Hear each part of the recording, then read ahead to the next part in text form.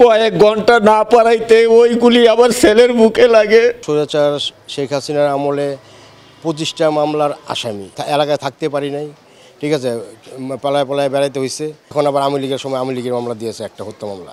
বাংলায় একটা প্রবাদ আছে যে মায়ের চেয়ে মাসির দরদ বেশি। পুত্রের মৃত্যুতে পিতা মামলা করবে বা তার ভাইয়েরা মামলা করবে। 19 জুলাই রাজধানীর মোহাম্মদপুরে আন্দোলনে প্রাণ হারান আল শাহরিয়ার হোসেন রোকন। নিহত রোকনের বাবা মনির হোসেন 3 সেপ্টেম্বর বাদী হয়ে একটি হত্যা মামলা করেন। হিল্লোল নামের স্থানীয় এক যুবদল নেতা করেন আরেকটি মামলা। একই ঘটনায় দুটি মামলা কেন?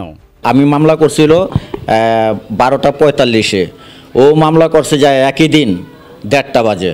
আর আমি হলাম ছেলের বাবা, আমাকে একটু বলেও নাই আপনার পক্ষ হয়ে আমি মামলা করতেছি। আমি শুনছি ও আসামির কাছ থেকে অনেক টাকা নিছে। মামলার নথি থেকে পাওয়া মোবাইল নম্বরে কল দিলে রবিউল খান হিল্লোল জানান, নিহত রোকনের বাবা মামলা করতে রাজি না হওয়ায় তিনি নিজেই বাদী হয়ে মামলা করেছেন। ছাত্রদের সাথে যদি তাদের নামে মামলা করে, এই আওয়ামী লীগকে বিএনপি, সেটা আমি বুঝি না। উনি মামলা করতে চায় নাই, সাথে যোগাযোগ করে উনি মামলা করবে না। দুটি মামলায় আসামি করা হয় ভিন্ন ভিন্ন ব্যক্তিদের। দ্বিতীয় মামলার আসামি শফিকুল ইসলাম সনেট বলেন, তিনি বিএনপির রাজনীতি করায় আদালতের বারান্দায় ঘুরছেন বছরের পর বছর, অথচ শেখ হাসিনার পতনের পরেও হয়েছেন হত্যা মামলার আসামি।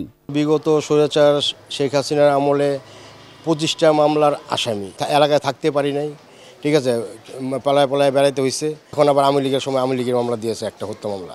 তো মামলাটা কীভাবে হলো? ডিজাইন, এলিগেন্স, বিউটি, সেরা পণ্য সবার জন্য জেভিকো।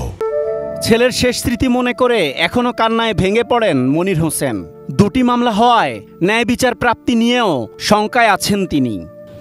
18 জুলাই আমি আমার ছাদে মানে মশুরি টাঙ্গায় শুয়ে রয়েছি, তখন রাত 3টা বাজে আমাকে বলে, তুমি তাড়াতাড়ি নামো, চতুর্দিকে গোলাগুলি হইতাছে, তোমার গায়ে গুলি লাগবো। কয়েক ঘন্টা না পারাইতে ওইগুলি আবার ছেলের বুকে লাগে। আইনজীবী এবং মোহাম্মদপুর থানা বিএনপির এই নেতা জানান, একাধিক মামলার ঘটনা উদ্দেশ্য প্রণোদিত। পুত্রের মৃত্যুতে পিতা মামলা করবে বা তার ভাইয়েরা মামলা করবে, এটাই আমরা স্বাভাবিকভাবে চিন্তা করি। এখন বাংলায় একটা প্রবাদ আছে যে মায়ের চেয়ে মাসির দরদ বেশি।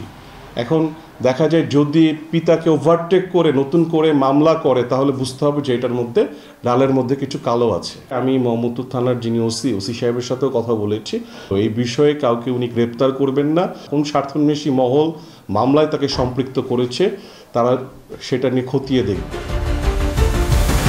তবে তদন্ত প্রতিবেদন দেওয়ার সময় দুটি মামলা সমন্বয় করা হবে বলে জানিয়েছে police. Asad Bhuiyan, ATN news, Dhaka.